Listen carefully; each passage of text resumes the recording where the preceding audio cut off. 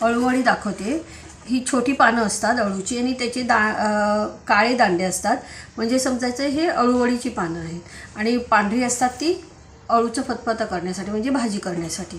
आता मी देठ वगैरे व्यवस्थित हे केलेलं आहे आणि धुवून पण घेतले आहे, पण आपल्याला वडी हे करण्यासाठी फोल्ड होण्यासाठी मी त्याच्या शिरा अशा लाटून घेते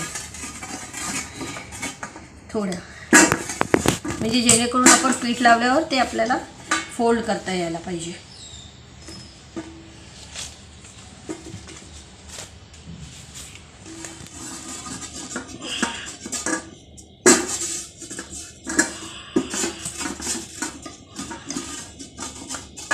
कप बेसन घेतलेलं आहे, त्याच्यामध्ये 2 ते 2.5 चमचे मी तांदळाचं पीठ घेते।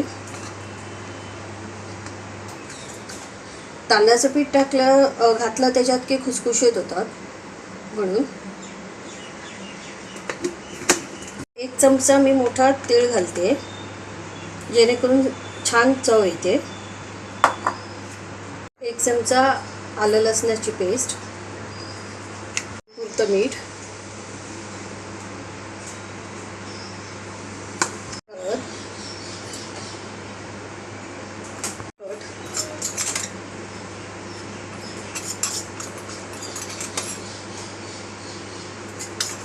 मला छोटा चमचा म्हणून मी 3-4 वेळा घेतले। 1 चमचा गरम मसाला, 1 छोटा चमचा धने पावडर,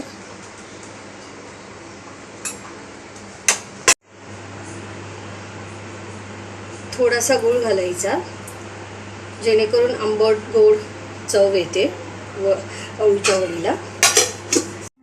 हे कोकमाचं पाणी आहे, मी अर्धा तास कोकम भिजत ठेवलेले। ह्या कोकमाच्या पाण्यामध्येच मी हे सर्व भिजवणार आहे आता।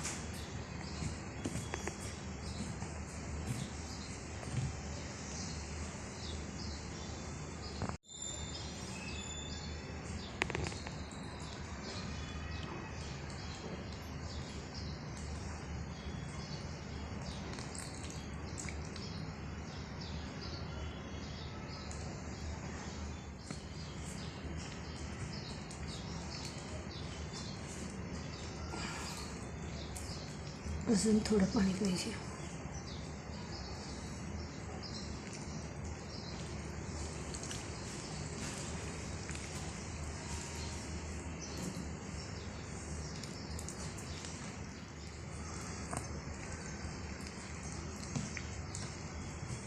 मी हातानेच करते मिक्स, कारण सगळं व्यवस्थित एकजीव व्हायला पाहिजे पिठात जे घातलेलं मसाल्याने।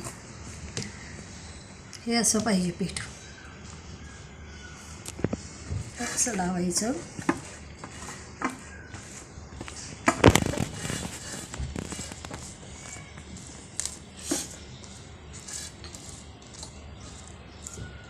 पहिलं मोठं पान घ्यायचं, त्याच्यानंतर त्याच्या आतमध्ये असं उलटं घ्यायचं। आता असं लावलं आहे तर असं घ्यायचं पान, आणि त्याच्यापेक्षा छोटं थोडंसं।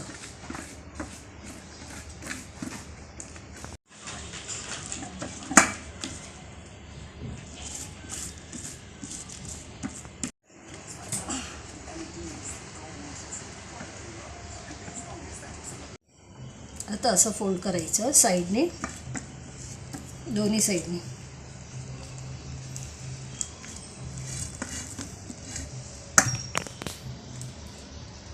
हे असं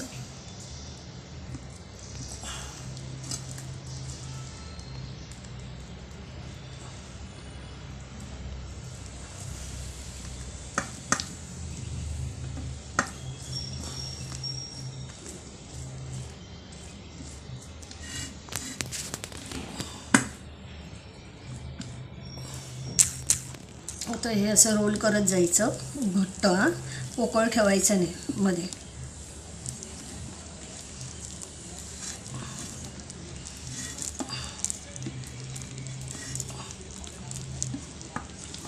घट्ट लावायची वडी। हे बघा कसं मी लाटल्यामुळे ते शिरा हे झाले मऊ, आपल्याला असं गुंडाळी करता येते, नाही तर मग तशा लाटल्या नाहीत तर मग फाटली जाते वडी।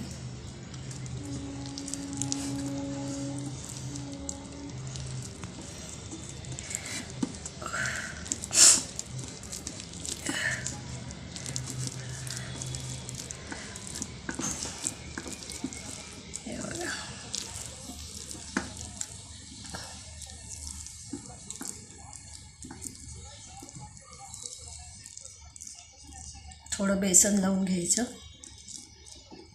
जेणेकरून व्यवस्थित घट्ट लागेल.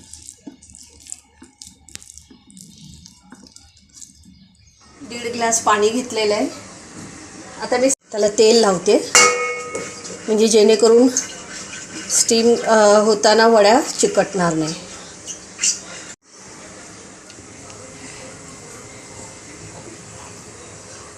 आणि 15 मिनटं हाय फ्लेमवर ठेवायचं.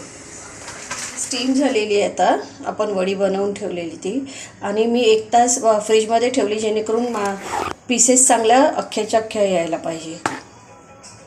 आणि आता मी शॅलो फ्राय करणार आहे. फ्राय केल्यावर दाखवते.